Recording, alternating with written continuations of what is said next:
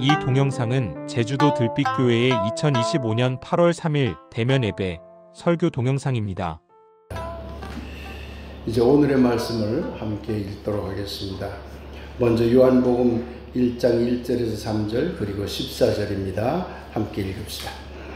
태초에 말씀이 계시니라. 이 말씀이 하나님과 함께 계셨으니 이 말씀은 곧 하나님이시니라.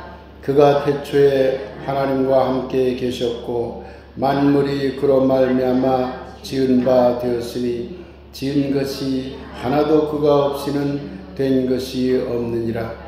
말씀이 육신이 되어 우리 가운데 거하심에 우리가 그의 영광을 보니 아버지의 독생자의 영광이요 은혜와 진리가 충만하더라. 도마복음 1장 1절을 함께 읽겠습니다. 그리고 그가 말하였습니다. 이 말들의 해석을 발견하는 자는 누구든지 죽음을 맛보지 않으리라. 창세기 11장 1절 그리고 7절에서 9절입니다. 온 땅의 언어가 하나요 말이 하나였더라. 자, 우리가 내려가서 거기서 그들의 언어를 혼잡하게 하여 그들이 서로 알아듣지 못하게 하자 하시고 여호와께서 거기서 그들을 온 지면에 흩으셨으므로 그들이 그 도시를 건설하기를 그쳤더라. 그러므로 그 이름을 바벨이라 하니 이는 여호와께서 거기서 온 땅의 언어를 혼잡하게 하셨음이니라. 여호와께서 거기서 그들을 온 지면에 흩으셨더라. 사도행전 2장 4절과 9절에서 12절입니다. 표준 세번역으로 읽겠습니다. 그들은 모두 성령으로 충만해서 성령이 시키는 대로 각각 다른 방언으로 말하기 시작하였다. 우리는 바델 사람과 메대 사람과 엘람 사람이고 메소포타미아와 유대와 갑바도기아와 본도와 아시아와 부르기아와 밤빌리아와 이집트와 구레네 근처 리비아의 여러 지역에 사는 사람이고 또 나그네로 머물고 있는 로마 사람과 유대 사람과 유대 교회에 개종한 사람과 그레타 사람과 아라비아 사람인데 우리는 저들이 하나님의 큰 일들을 우리 각자의 말로 이야기하는 것을 듣고 있소. 말씀을 아름답게 받겠습니다. 아멘. 오늘은 말은 땅의 언어입니다 라는 제목으로 함께 말씀을 나누도록 하겠습니다. 친일파라는 말을 들어보셨죠? 잘 아시죠? 네. 근데 친일파라는 말의 본래 뜻은 일본과 친하게 지내는 사람들이라는 뜻입니다. 참 좋은 말입니다, 이 말. 친중파 그러면 뭡니까? 중국과 친하게 지내는 사람들. 친미파, 미국과 친하게 지내려는 사람들. 그런 뜻입니다. 이 친일파라는 말은 1884년 갑신정변 때 우리나라를 이렇게 개혁을 하려고 하는 어떤 운동이 일어났었어요. 그때 일본과 친하게 지내면서 이것을 개혁하려고 하는 개혁파들을 친일파라고 얘기를 했어요. 그 당시는 나쁜 말이 아니었어요. 대신 조정을 주도하고 있었던 중국 쪽에 기울어졌던 청파, 청나라와 친하게 지내자는 친청파가 있었어요. 그에 반대되는 개념으로 친일파라는 말을 사용했었죠. 그런데 이 말이 1907년 을사늑약, 우리나라를 완전히 강점해버린 일본 사람들이 빼앗아버린 그 이후에는 그 친일파가 사실상 어떤 사람들이 되어버린 것이죠? 우리 민족을 배반하고 우리를 억압시키고 우리를 괴롭히는 사람들이 되어버렸어요. 그러니까 친일파라는 말은 일본과 참 좋게 아름답게 지내자는 뜻이 아니라 반민족 행위자, 일제압자 그런 뜻으로 바뀌었습니다. 그러니 우리는 친일파 그러면 어떻게 생각합니까? 지금 일본과 아름답고 좋게 지내자는 사람입니까? 그렇게 안 받아들이죠, 대한민국 사람들이. 일제압잡이 나쁜 놈 이렇게 생각하죠. 매국노 이렇게 생각하죠. 말의 뜻이 바뀌었다는 얘기. 그게 좋은 것으로 바뀐 것일까요? 나쁜 것으로 바뀔 것인가요?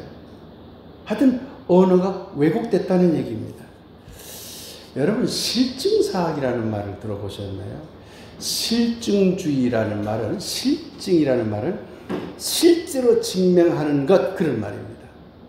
실증사학이라고 하는 것은 어떤 역사학자들을 말하냐면 사학은 역사학을 말하는 거거든요.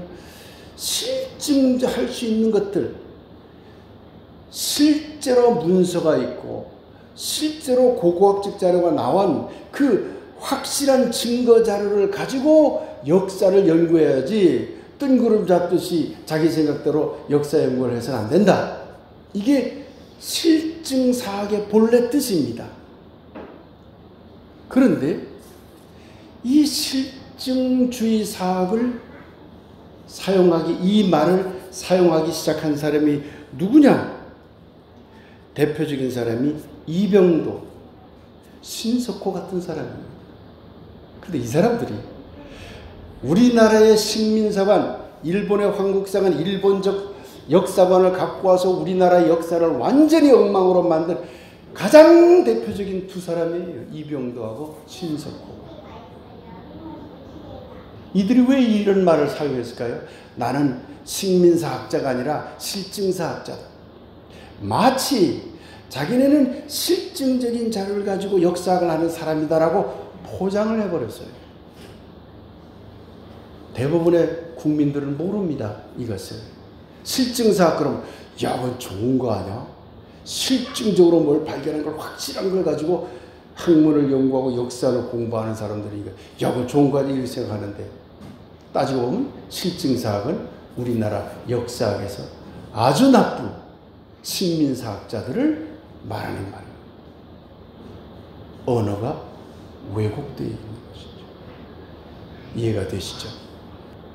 농악이라는 말을 아시나요? 잘 알죠? 우리는 본래 농악이라는 말을 거의 사용 안 했습니다. 그걸 알아야 돼요. 저도 처음에 공부할 때는 몰랐죠. 그러나 공부를 하다 보니까 알게 돼서 참 부끄러웠죠. 저 자신이. 본래 우리는 풍악을 울려라 그러지 농악을 울려라 안 합니다. 풍악이라고 사용해요. 풍악. 풍물. 이제 저 육지 사람들은 풍장이라고도 하지만 풍악을 울려라 그러잖아요. 농악을 울려라 그럽니까? 우리가 사용하던 말은 풍악, 풍물, 풍장 그런 말들이었어요. 근데 이 꽹과리 치고 북치고 하는 이렇게 같이 어울려서 놀고 걸궁하는 것도 풍악이거든요. 걸궁도. 근데 그것이 군대에서도 사용돼요. 대동 마을제 할 때도 사용돼요. 제사 지낼 때도 사용돼요. 함께 놀 때도 사용돼요. 농사 지을 때도 사용돼요. 다 사용되는 우리나라 문화예요. 그런데 일본이 일제시대 때 우리나라 문화를 박살내려고, 우리나라를 없애려고, 자기네 문화화 만들려고 획일화하기 위해서 없애버렸어요. 그걸 금지시켰어요. 풍악을 연주 못하게 만들었다니까요.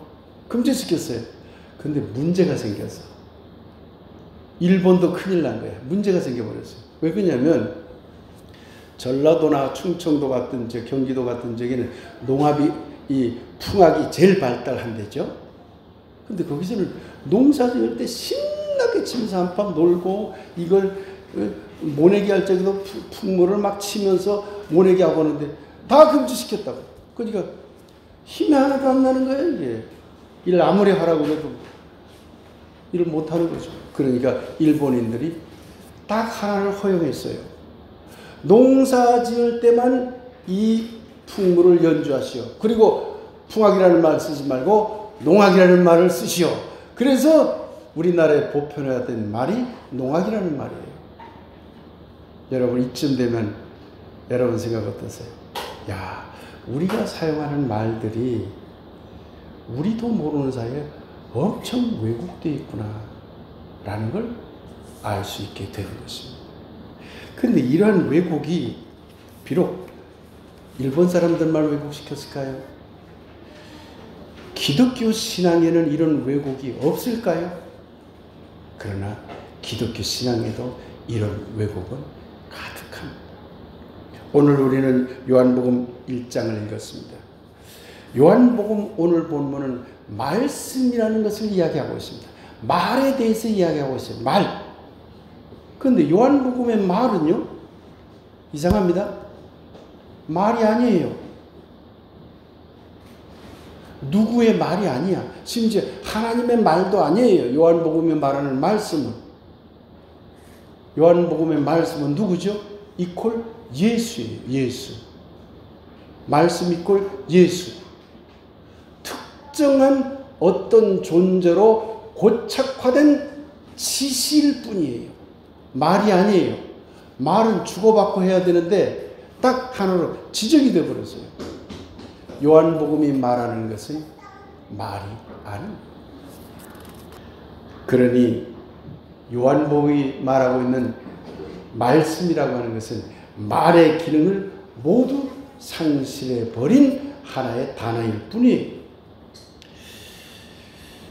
하나님의 말, 하나님의 말씀은 어디서 온다고 여러분 생각하십니까? 흔히 그리스도인들은 하나님이 직접 말씀을 해 주신다고 생각합니다. 일종의 계시죠. 그러나 하나님이 여러분이 기도 중에 직접 계시를 해줬다 하더라도, 어떤 말을 여러분이 들었다 할지라도 그 말이 하나님의 말인지 아닌지를 아무도 증명할 수가 없어요. 뿐만 아니라 설령 그것이 하나님의 말씀이라 할지라도 그 말씀은 우리 인간의 언어로만 이해가 돼요. 인간의 언어로만 이해돼요. 한국인은 한국어로만 이해될 뿐이에요. 결국 하나님이 우리에게 직접 말씀하신다고 해도 그 말은 우리에게는 적어도 한국어일 뿐이에요. 성서도 하나님의 말씀이라고 생각하죠. 자연을 통해서도 하나님이 말씀하신다고 생각하죠. 인간을 통해서도, 목사를 통해서도 하나님이 말씀한다고 여러분 생각하시죠. 문화를 통해서도 하나님이 말씀하신다고 생각하시죠. 역사를 통해서도 하나님이 말씀하신다고 생각하시죠. 그렇습니다. 그런데 이 모든 말은 우리 각 개인에게 주어진 실제적인 언어로서의 말로만 드러날 뿐이에요. 그 어떤 다른 것으로도 드러날 수가 없는 겁니다. 결국 계시든 문서든 자연이나 인간이든 또는 문화든 간에 하나님의 말씀조차 모두 인간의 언어이며 땅의 언어, 하늘의 언어는 없습니다. 모든 말은 땅의 언어인 것입니다. 그러니 요한이 거론한 말씀은 하늘의 언어이기는커녕 말의 기능조차 잃어버린 단 하나의 지시 대상일 뿐입니다. 예수라고 지시해버린 거거든요. 간단한 예를 들어봅시다. 말은 어떤가요? 말은 변화, 뜻은 말을 서로 이야기해보면 뉘앙스가 다 달라집니다. 그때마다 수없이 살아 움직입니다. 그런데 말씀은 예수야, 그리스도야, 이건 절대 변할 수 없어. 딱 해버리는 순간 그건 말이 아닌 거지. 그러니 도리어 사도 요한은 예수를 말씀이라고 해놓고 거꾸로 예수님을 죽여버린 거예요. 우리는 오늘 도마복음 1장을 함께 읽었습니다. 도마복음은 기본 성격이 이렇습니다. 선악 이원론이 없어요. 선과 악을 나누는 게 없다고요. 도마복음에는 원전론이 아예 없어요. 천당 지옥도 없어요. 구분 안 하니까요. 메시아 구원론도 없어요. 종말 심판론도 없어요. 도마복음이야말로 갈릴리의 육체로 온 갈릴리 사람 예수, 그 육체로 온 예수가 가장 진솔하게 이야기했던 살아있는 말을, 그 어록을 기록해 놓은 책입니다. 이 땅의 언어, 갈릴리 예수의 땅의 언어를 기록해 놓은 책이라는 뜻입니다. 이걸 신학적으로는 로기온을 모아놓은 것이라고 합니다만은 말을 모은 어록들을 말하는 것이죠. 그래서 도마복음은 그야말로 예수라는 역사적 인물의 육성, 살아있는 육성을 담고 있는 말과 말들을 모아놓은 책이라고 할 수 있는 것입니다. 그런데 오늘 읽은 그 도마복음 1장에 바로 말을 이야기하고 있어요. 처음부터 도마복음도 말을 이야기하고 있어요. 그런데 도마복음은 뭐라고 얘기하고 있습니까? 도마복음이 말하는 말은 하늘의 말이 아닙니다. 예수, 땅의 말이죠. 도마복음의 말은 요한이, 사도 요한이 말했듯이 말 이꼴 예수를 말하는 것도 아니에요. 이 말은 갈릴리 역사적 예수가 직접 자기의 말, 지금 내가 하고 있는 이 말을 너희들 듣고 이거 알아듣겠느냐? 잘 해석해야 된다. 라고 말하고 있는 그런 내용입니다. 우리가 한국어를 일상적으로 사용하고 있듯이 1세기 갈릴리 땅에서 예수가 일상적으로 사용한 말을 사용하여 제자 그 도반들에게 전달한 말이 오늘 도마복음 1장의 말입니다. 그러면 땅의 언어로서의 말이란 어떤 특성이 있을까요? 자, 이렇게 생각해 봅시다. 말은요, 관계적으로만 성립합니다. 이 세상에 모든 인간이 없고 나 혼자만 있으면 말이라는 언어가 발달할 수가 없어요. 서로 이야기를 나눌 수 있는 관계가 있을 때만 말은 발달하죠. 말이 성립한다 그런 얘기입니다. 관계적으로만 존재하는 거예요. 말은 변화합니다. 사용하는 상황에 따라서 자꾸 의미나 뉘앙스가 바뀌게 됩니다. 전문 용어로 좀 하나 얘기하면 초월 상징, 내지 상징, 랑과 빠롤 이런 말들을 학자들이 씁니다. 나중에 이걸 다음 설교에서 여러분에게 설명해 드리겠습니다만은 끊임없이 변화하는 것이 말입니다. 말은 관습화가 되어버립니다. 왜곡된 것이든 잘못된 것이든 한번 입력이 되면 그걸 그대로 사용하려고 하는 것이 말입니다. 이런 생각을 한번 해봅시다. 사과가 사과인가요? 제가 사과라고 발음했습니다. 사과. 근데 그 사과인가요? 저기 있는 우리가 맛있게 먹는 사과 맞아요? 그런데 한번 생각해 봅시다. 미국 사람들은 저 맛있게 먹는 저 과일을 사과라고 안 합니다. 애플이라고. 다르죠? 애플. 우리는 사과라고 하고 걔네들은 애플이라고 해요. 이거 매우 임의적인 거예요. 특별한 관계가 없어요. 이걸 언어의 임의성이라고 해요. 임의적으로 붙여진 거예요. 그런데 한번 붙여지면 계속 관습돼요. 우리는 그걸 사과라고만 해요. 미국 사람들은 그걸 애플이라고만 해요. 사과라고는 안 하죠. 애플이라고 발음하죠. 그 과일. 그래서 한번 굳어지면 계속 그걸 관습화시키는 거죠.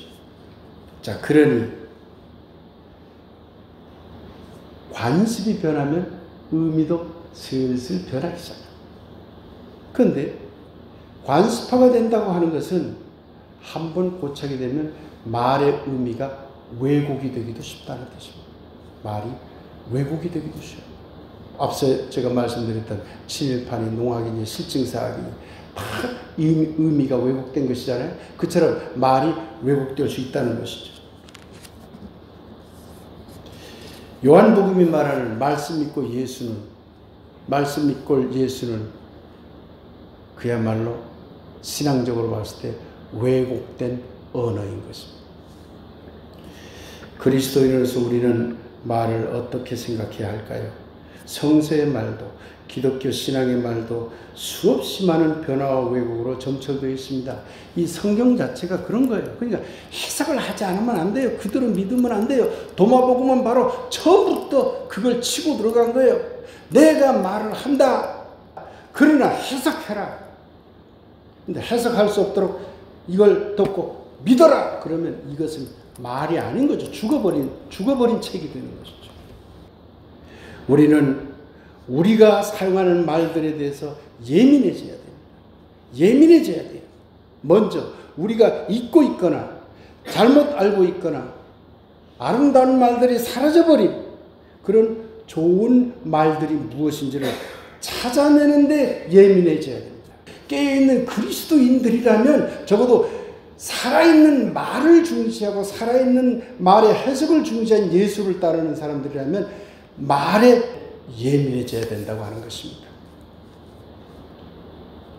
둘째, 본래 가지고 있는 의미하고 실제 통용되는 말의 뜻이 다른 경우 그런 말들에 대해서 예민해져야 돼요. 진입학 예민해져야 됩니다. 실증사 예민해져야 돼요. 농악 예민해져야 돼요. 그런 말들이 바글바글해요. 우리가 아무 생각 없이 관습화된 말을 그냥 막 쏟아내고 있거든요. 그리스도인들은 그렇게 예민해져야 된다고 하는 것이죠. 우리 교우들은 잘 알 겁니다. 박달이라는 말을 이제는 좀 익숙하지요? 우리 민족을 밝은 빛을 사랑하는 밝은 것을 좋아하는 사람들이라는 의미로서 박달이라는 그런 말을 쓴 거죠. 그래서 우리를 박달민족이라고 해요. 그 그걸 박달민족이라고 하는 건데 그 박달이라는 말이 한자말로 쓰다 보니까 배달이라는 말로 바뀌었다는 걸 여러분 이제 아시죠? 여러분들은 배달이 박달하는 뜻이에요. 풍류가 뭘까요? 풍류. 그냥 술 먹고 뭐 니나노 놀자는 게 풍류인 줄 아세요? 연세대학교 신학과 교수였던 유동식 교수는 한국은 풍류 신학을 해야 된다라고 얘기를 했어요.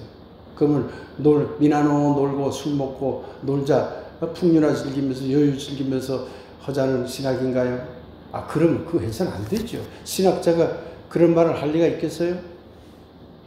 풍류라는 말은 불과 관련돼요. 불.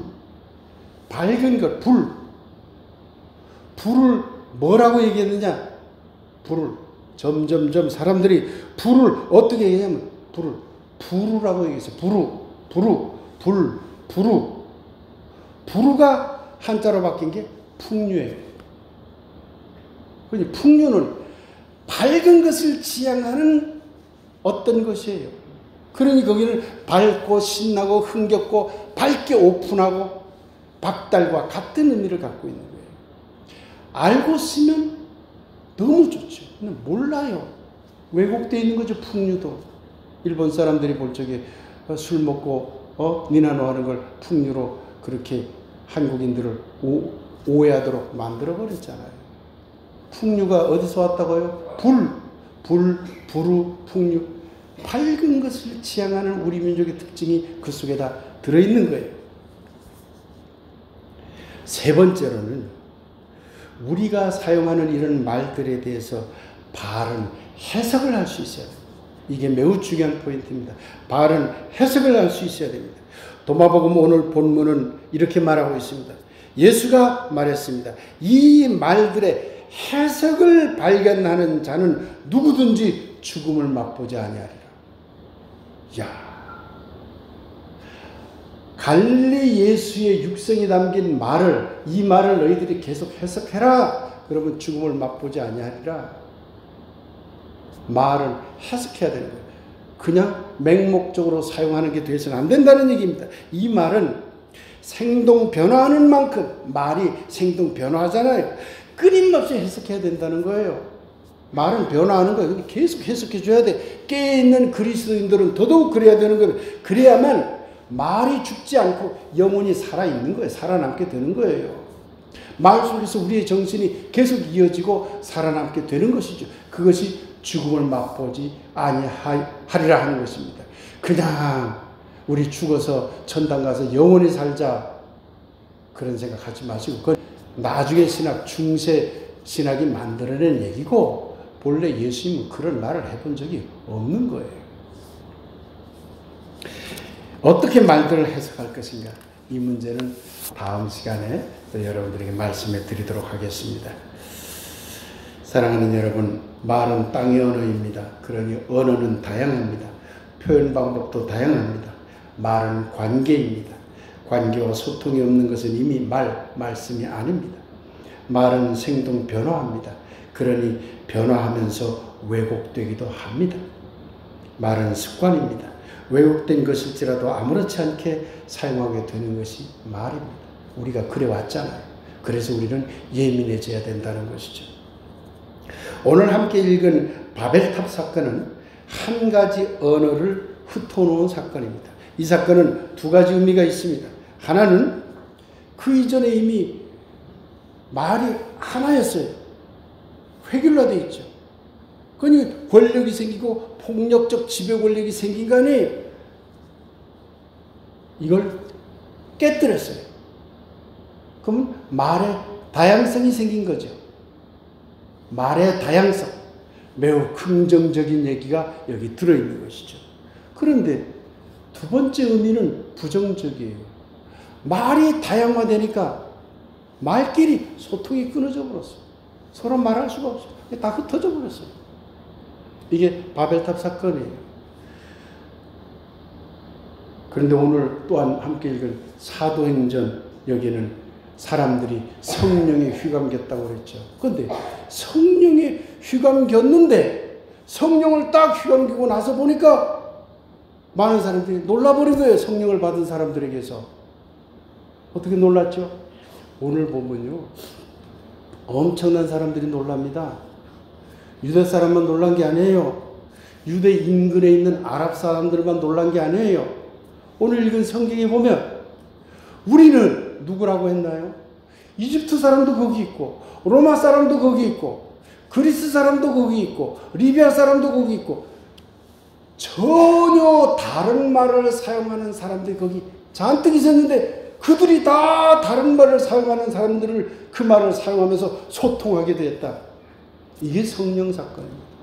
성령은 말의 다양성을 존중하면서 그 다양성을 소통시키는 힘이라는 뜻입니다. 사랑하는 여러분, 8월 광복의 계절을 보내면서 우리의 아름다운 말들을 함께 생각해 보도록 합시다. 그리고 우리의 말들이 일본 제국주의에 의해 어떻게 왜곡되었는지도 한번 돌아보도록 합시다.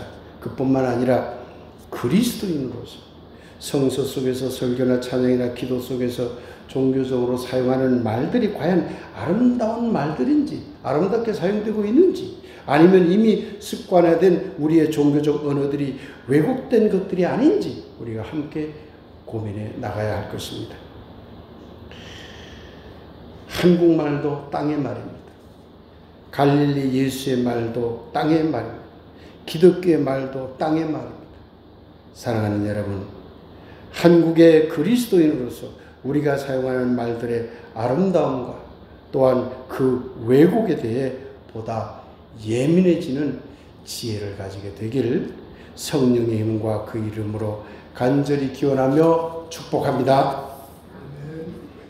땅이 울립니다라는 주제로 말씀 묵상 들도록 하겠습니다. 한국말도 울립니다. 갈릴리 말도 울립니다. 모두 땅의 말입니다. 예수가 말합니다. 성서가 말합니다. 우리도 말합니다. 모두 땅의 말입니다. 끊어진 관계를 소통하고 습관화된 의미에 예민하고 왜곡된 변화를 바로잡고 땅이 울립니다. 아멘. 8월 3일 대면 예배 설교 동영상을 마칩니다. 늘 건강하고 행복하시길 기원합니다.